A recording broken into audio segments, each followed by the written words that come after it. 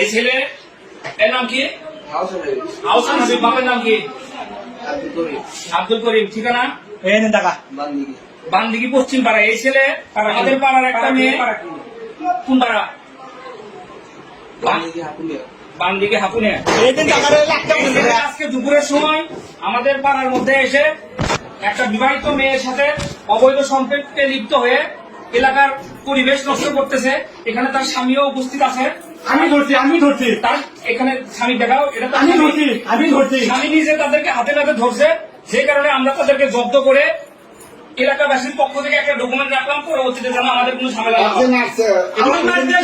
হয়। এই ছেলে আমার বউ আছে আমাকে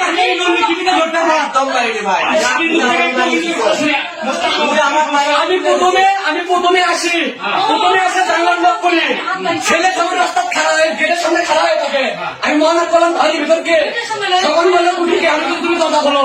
দরজা খোলার ছেলে ভালো মতো বলছে, ভাই তুমি এই বাড়ির কেউ নাই, তুমি আর আমার বউ একজন একসাথে, তুমি এক ঘরে তুমি ঘরে কি করো? আমার বউয়ের সাথে কি তোমার কোনো সম্পর্ক আছে? ওই কোনো কথা কয় না। যখন মোহনের ওখানে খারাপ হয়ে ভাই হওয়ার সাথে আমার কোনো সম্পর্ক আছে।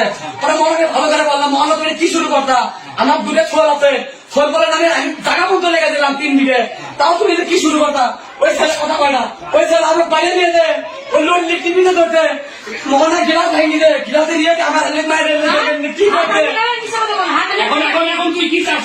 আমি চাচ্ছি আপনারা আমার থেকে 3 বিঘে টাকা লেগে গেছে, জায়গা জোগা হলুদ দিয়ে বেরকম আমার আমি আপনারা পাড়ানো মন্ত্রীরা আছেন সুস্থটা দিতে গেলে আমার কি করে দেবেন? আমার বাপ মাও নাই, আমি টিম, আমার কেউ নাই, আমার বাড়িতে বাইর করতে চাই। তোর থেকে যে সম্পত্তিটা লিখে সেটা কিন্তু ব্ল্যাকমেল করে লিখে দিয়েছে, অবৈধভাবে তোর থেকে উঠছে মানে এই ওর সম্পত্তি লেগে হলে বাইরে গেছে আমার কেসা দেবো না সম্পত্তি, ওই সম্পত্তি লেগে দেবো না তারপরে সম্পত্তি লিখে দেওয়ার পর অন্য ছেলের সাথে আছে। অন্য ছেলের সাথে আমার দেখ করি বাড়িতে না, আমার দেখ করি না। তোমার কোনো বক্তব্য আছে? এদের কোনো ও তো মিথ্যা কোনো কথা বলেনি, সবই সত্য।